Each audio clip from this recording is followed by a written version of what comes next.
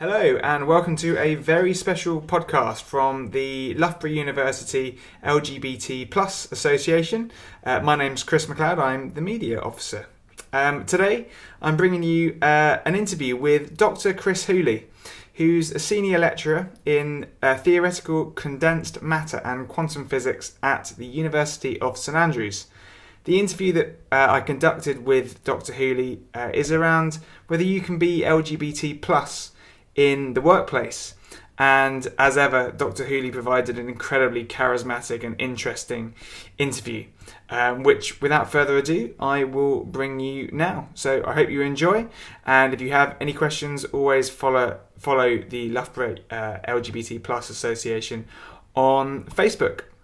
So Chris, thank you so much for coming. You're very welcome. It's a pleasure to be here. Fantastic.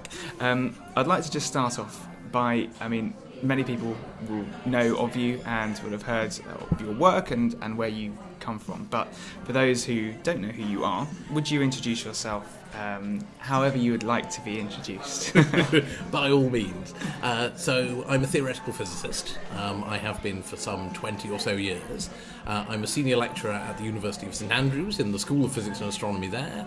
I spend my time conducting research on theoretical physics as applied to low temperature solids, superconductors, that kind of thing. I teach on the undergraduate degree. I do some postgraduate teaching on topics related broadly to the area of my research. I do a little bit of participating in running the university, as we all do.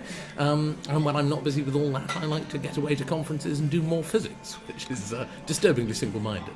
Not at all. If you could say how you identify in regard to your sex, your gender, and your sexual orientation, that would be great. By all means. So sex, male. I'm cisgender, so my gender identity is male as well, and I'm gay.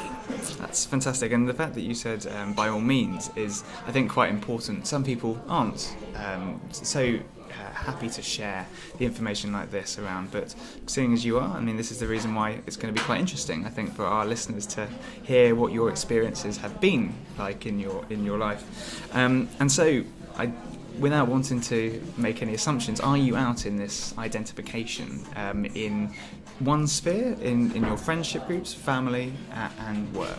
Yeah, I'm now out essentially everywhere. Something I didn't realise when I first came out is it's something you really have to keep doing. Every time you move, you have to do it again. Every time you get new colleagues, you have to do it again. And so I went through a phase of being sort of alternately more out and less out, depending on whether I could summon the energy to do the repeated coming out that actually being out requires. I found that being involved in LGBT plus politics is a good way to do that, actually. So, if you tell people that you've been to a Labour Party meeting, they assume you might be a socialist. If you tell people you've been to an LGBT plus meeting, they assume you might be LGBT plus. And that's actually quite a good way of getting it across without having to just sit everyone down and say, look, there's something you ought to know. That's very interesting. And do you feel that for you it's a necessary thing? You say you have to do it at each stage that you move or different places that you work.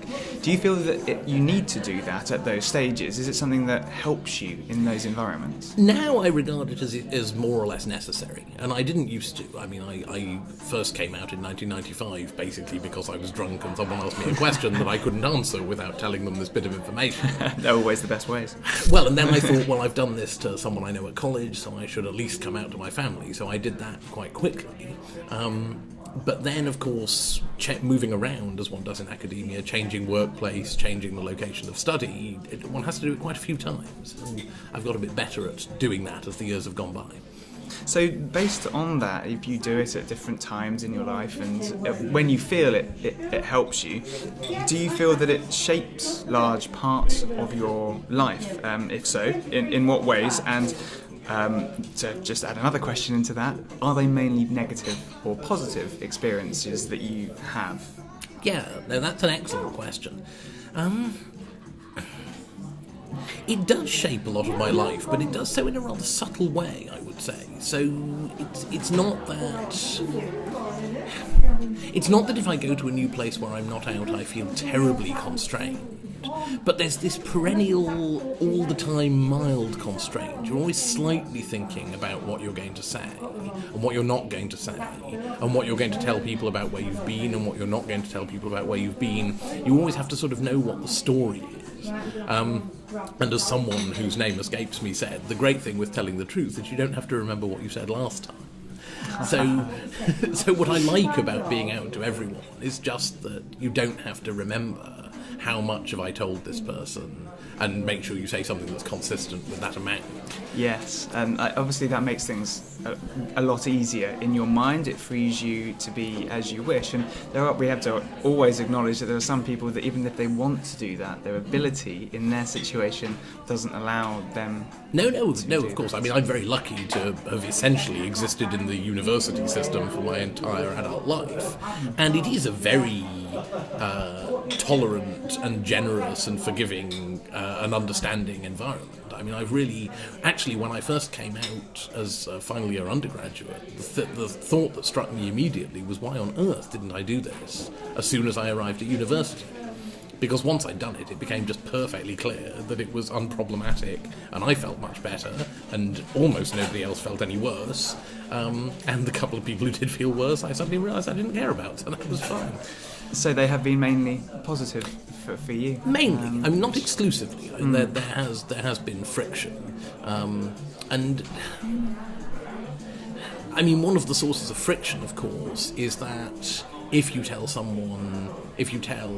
man who didn't know that you were gay that you're gay, there's always this question of, well, why is he telling me that? And actually the cases of friction tended to come in the case where it was men I'd been following around for a while without telling them, and they felt I should have told them sooner, and to be honest, they were quite right.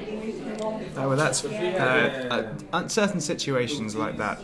You have to be understanding in other people's wants as well, and we all know that. And so, even though you've had those mildly negative moments, it's fantastic you've been able to also have the positive, and majority of. So that being back in the, well, obviously you're only still 21, but let's take it back maybe 1 or 2 years, and to when you're at university. You're at the University of St Andrews, but you work across the world. You've just come back from a sabbatical where you're all over the world, Argentina, in the US, in Germany. Do you have the support currently from the people, from your identification across the world in your academic career? That's an interesting question. So my direct friends and colleagues I'm out to in all cases, and everyone's very supportive. That's all fine. The national environments are a little bit different. So I'm always a little bit... I find that Argentinian conversational culture, for example, is rather more heteronormative than the bits of the US I go to, or the bits of the UK I go to. There's a lot more sort of banter, there's a lot more plain speaking, and, you know, that's good in a way that people are chummy with each other, but it can be bad in the sense that it embodies particular assumptions about sexual orientation. So I've had uncomfortable conversations with people at places I've visited in Argentina, which were uncomfortable in the way that before I came out, all conversations could be uncomfortable. Namely, the implicit assumption that because I'm presenting as a man, conversation about being sexually attracted to women is not only appropriate but more or less de rigueur. And you don't quite know what to say. Yes, I can see that. Something that it happens when you're a global academic, you're working across the world and you come across different societies, and I think this is what we're trying to do with LGBT+ History Month, is to celebrate but to educate, and this is a global audience that we're working with now in our podcast and in our videos, on our Facebook group, on our website. We're just trying to, if we can educate one more person that there's a different way in the world than the way that they're currently experiencing their society, then that's fantastic. That's what we're looking to do. So in regard to that area you were saying, where you have maybe a slight bit of your character not taken away from you, but has to be held back, do you feel that you can be more yourself, however you'd like to take that phrase? Do you think you can be more yourself with the people who know you in your academic environment? Yes, I think so. I mean, this idea of being yourself is a slightly complicated one, I think. I mean, I remember reading something by Kenneth Williams once where he said that we have as many personalities as we have friends. And I think that's true to a certain extent. So I'm always, of course, making decisions about what to talk about, what not to talk about, what to say, what not to say. It's just that It's just that I'd like to be in charge of those decisions. I don't want to feel as if I'm being forced to withhold some information on the grounds of somebody else's supposition about my gender identity or sexual orientation. I will, of course, withhold some information just because whenever you choose what to talk about, you're withholding information. I'm talking about this rather than that. But that's fine. That's kind of two-way conversation. The other person's doing it too. It's where I have to withhold this thing about sexuality and they don't. That the asymmetry is the uncomfortable bit. I think that's really interesting for everyone listening to understand that you can be out and you can want to tell everyone, but even in those situations, you can still be aware of the context that you're in. And at work, there is the difference in persona that you have, most people have, compared to their life on an evening out, shall we say, and that is still relevant even when you're out. So you don't, just because you're out, it doesn't mean that you are the same person all the way. Precisely. I mean, don't do it at someone else's funeral, because that's just not about you. Very good point. So over the course of your career so far, have you experienced people changing behaviour once they have found out that you are LGBT+? I mean, you mentioned it, that there are certain situations that are expected when they don't know, but when they do know, does that lead on to a change of their behaviour? I think it does. And I think what tends to happen is that the sort of heteronormative jokes and conversations start to disappear from conversational circles that I'm in. So I think most people are quite aware, once they do know, that, oh well, maybe this joke isn't really appropriate. And in fact, possibly it wasn't appropriate for everyone, but since I've gone to the bother of identifying myself, then they know that that's something that I care enough about to tell them, and so they tend to respond by just being a little more careful. So generally speaking, the reaction has been not so much negative as just a slight extra caution. Now, what I'd like to hope is that encourages them to exhibit that caution with other people as well. But of course, I can never prove whether they do. That's a very fair point, and very open of you to say that, but also to have thought about that and reflected on that. But over in your career, has there been a time where being LGBT+ has restricted you from fulfilling your career goals? Has anyone who has changed their behaviour or have known from the start of your identification, has anything there allowed you to not progress, fulfill your goals, or be happy in your workplace? Not that I know of. That's a deliberately careful answer. Of course, I can't prove that it's never been a disadvantage to me. I can't prove that people haven't made this traditional association between homosexuality and flippancy and thought, oh well, we won't put him in charge of this because, he's probably not very reliable. Actually, I think I have a reputation for being quite reliable, and I don't think most people muddle up tropes about sexuality with that. But certainly, no, there are no occasions I'm conscious of where I feel that it's held me back or that being out has been a disadvantage. And there are several instances where it's not been such an advantage to me, perhaps, but I've been able, by being out, to help other people.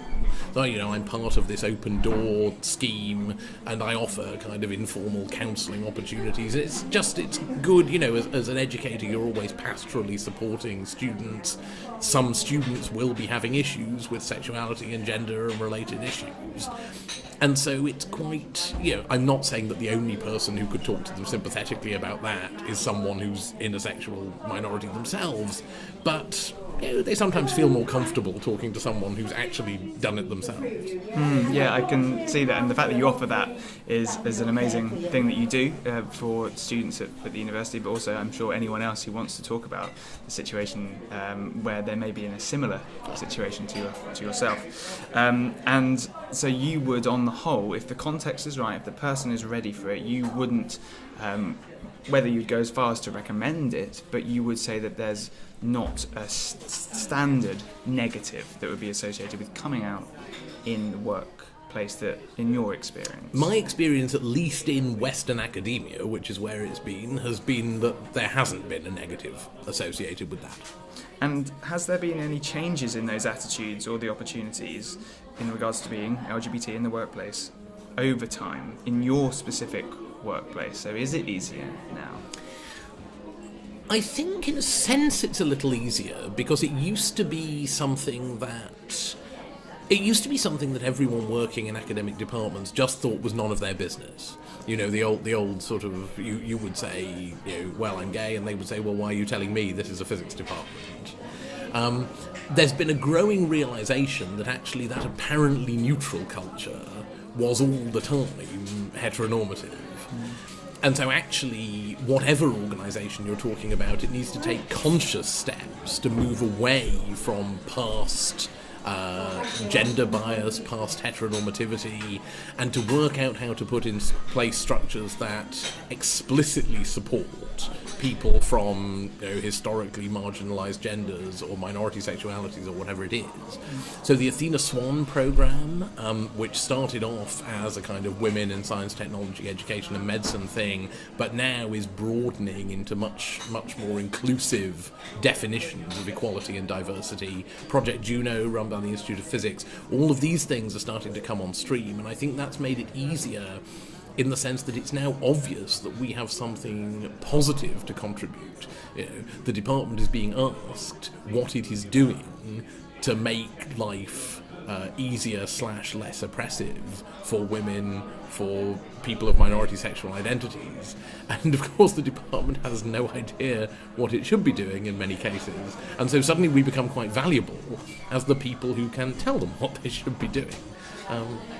Picking up on your word there of you said that positive, I take from what you said there, those actions are fantastic positive experiences for people, for the environment. But do you think positive discrimination is a necessary thing to move on society, or can it be done in the neutralised zone? Yeah, superb question. Obviously this is something we talk about a lot and don't always agree about. My own view is that the risks of positive discrimination are greater than the advantages, and I would like to hope, and I phrase that very carefully, I would like to hope that it is possible by just paying more attention to where the lack of level playing fields happen, that we can even them up without having to tilt them the other way in some explicit or quota-based fashion. That said, if you look at the statistics, particularly in the science subjects, you'd have to say that progress in that direction is currently quite slow. So, depending on what things look like in 10 years' time, I might become more open to more radical solutions. But I hope we're not quite at the point where we've exhausted the non-positive discrimination options yet.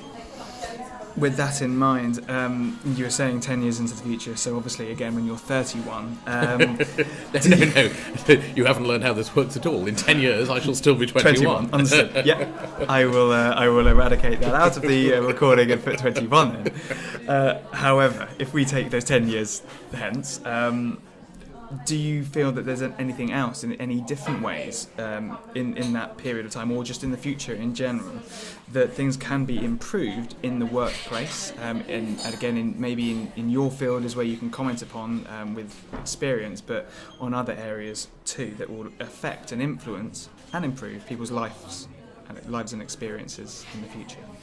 Yeah, I think there's plenty that could be done. I mean, whether it will be done, I don't know, but I think, although it sounds very prescriptive, I think the role of the law here is very important.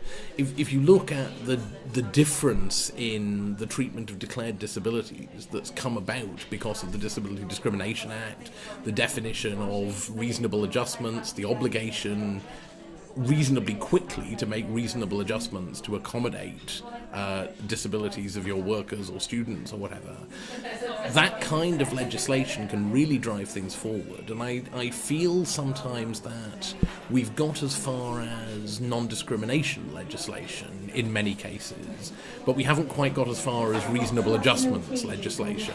I think of things, for example, like gender-neutral toilets. So it's currently largely being left to the discretion of organisations whether this is something they do. I wouldn't mind seeing that moved a bit more into the sphere of compulsion, In the same way that if you renovate an old building at the moment and you work on an open staircase, you have to enclose it with fire doors, otherwise it's illegal.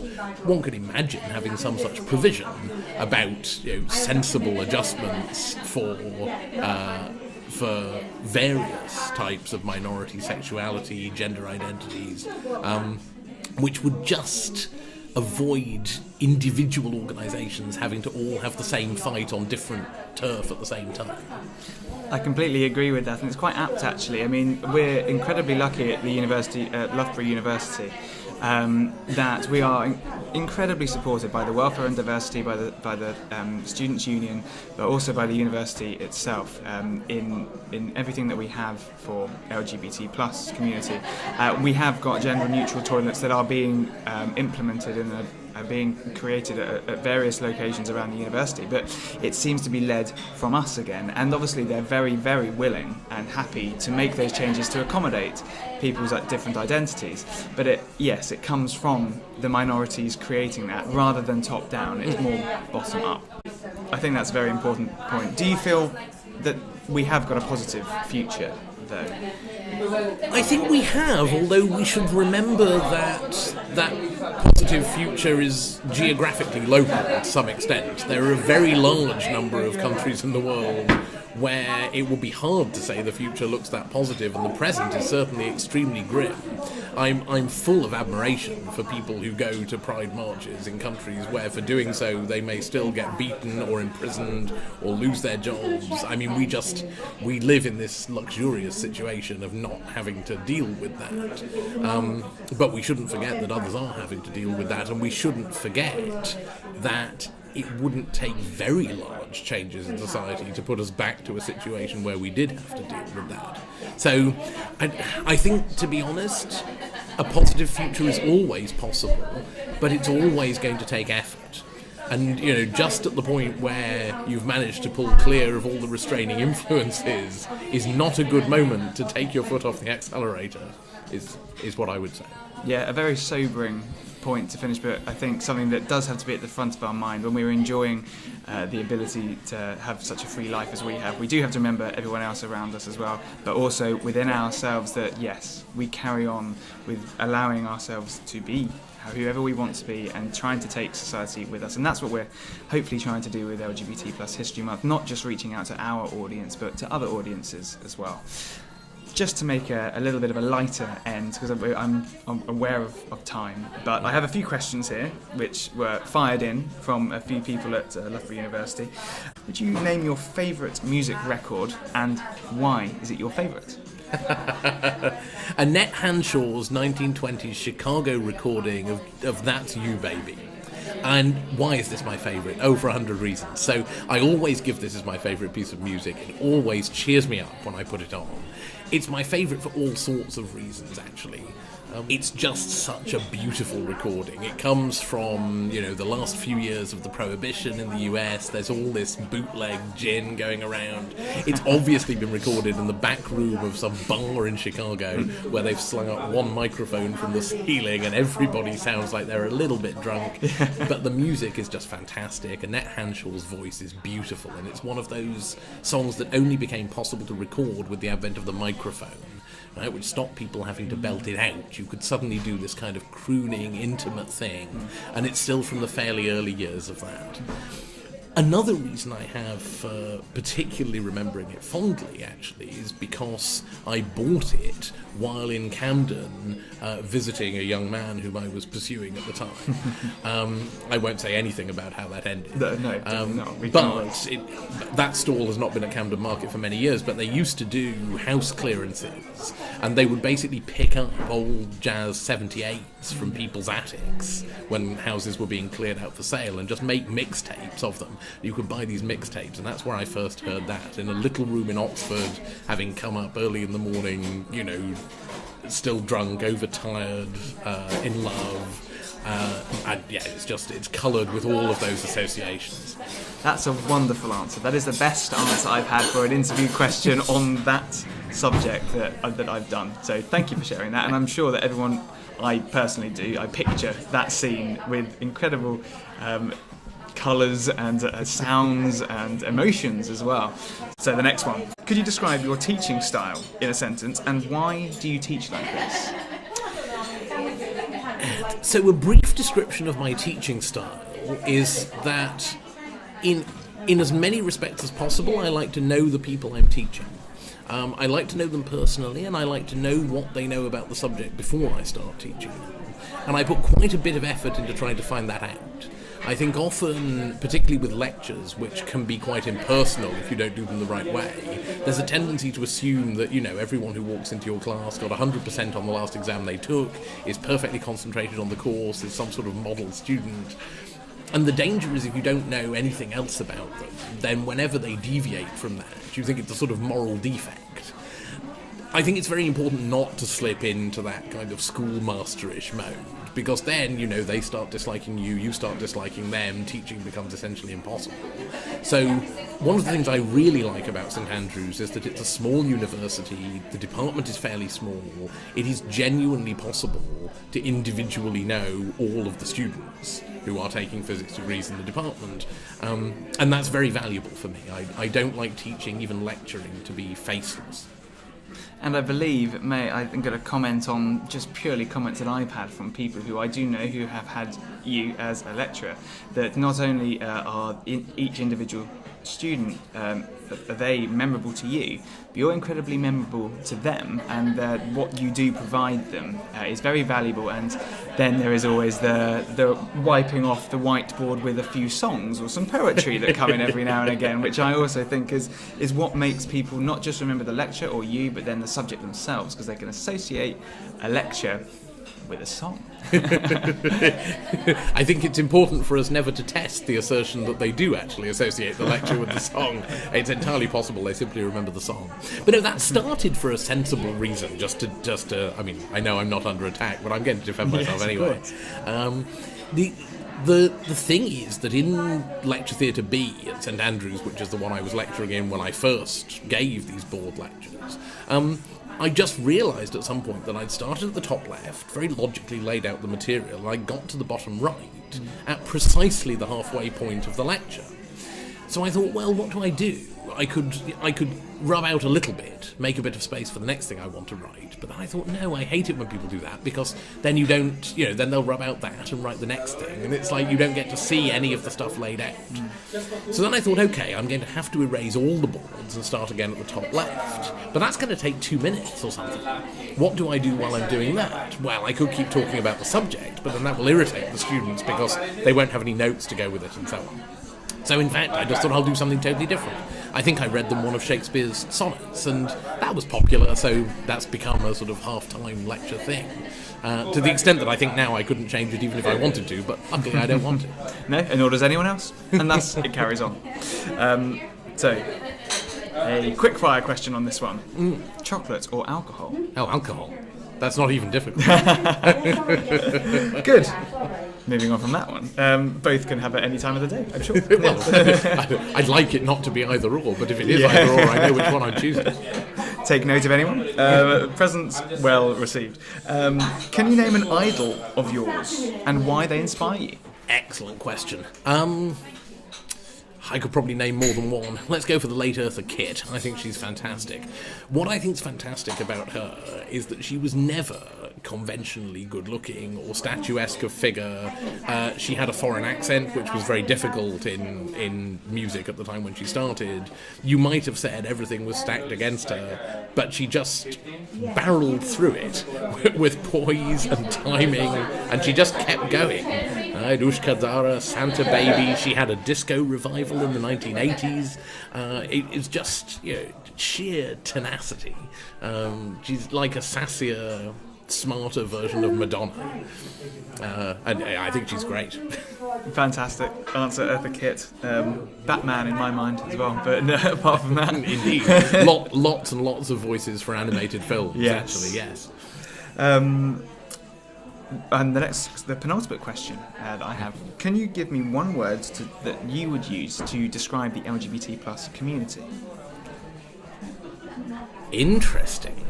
Is that the word? Actually, no, that was a response to the question, although it wouldn't be a bad word. Yes. So I'm swithering, as they say in Scotland, between two alternatives. Two will be fine. Right. If you would like. Well, they're quite different in their nuance. So, obviously, one would be diverse. And I think something that's become very clear over the past 20 or 30 years is that we spent a lot of the early years of what was, of course, then called the gay and lesbian community, really not appreciating the diversity of minority sexualities, minority gender identities, or any of these things. Indeed, many people have lamented publicly how much trans was ignored in the early days, and I think that's quite right. And one wonders what it is we're ignoring now that we'll be ashamed of ignoring in 20 years' time. The other word I was considering was necessary. Because in a way, that's a natural counterpart of the diverse observation. You think, well, if we're so diverse, what are we doing knocking around together anyway? But in a sense, what we're doing knocking around together is that I think still, in the view of the majority of the population, we are not diverse. We are united by being not the norm. And as long as, in the eyes of a lot of the population, we're united by being not the norm, I think we have to be united. And so we do in fact have that in common, even if actually our lived experiences are very different from each other. A lovely answer again. And firstly, I just want to say thank you so much for giving up your time to give us this interview.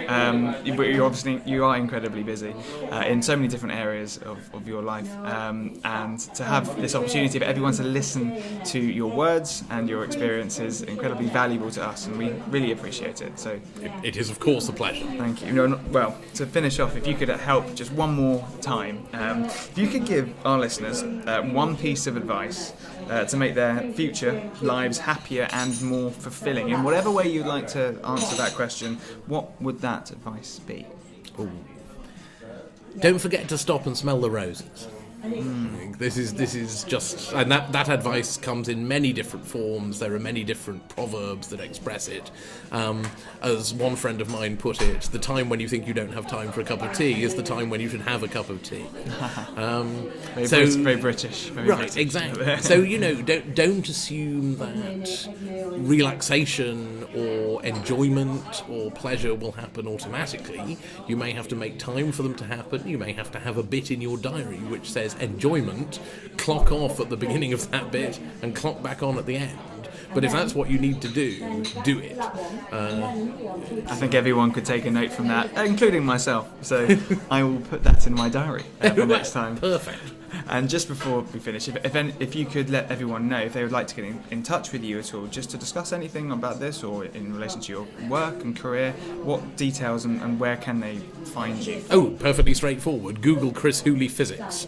I'm the first hit and you'll find all the contact details there. Fantastic. And it's the University of St Andrews is where Chris currently lectures as well.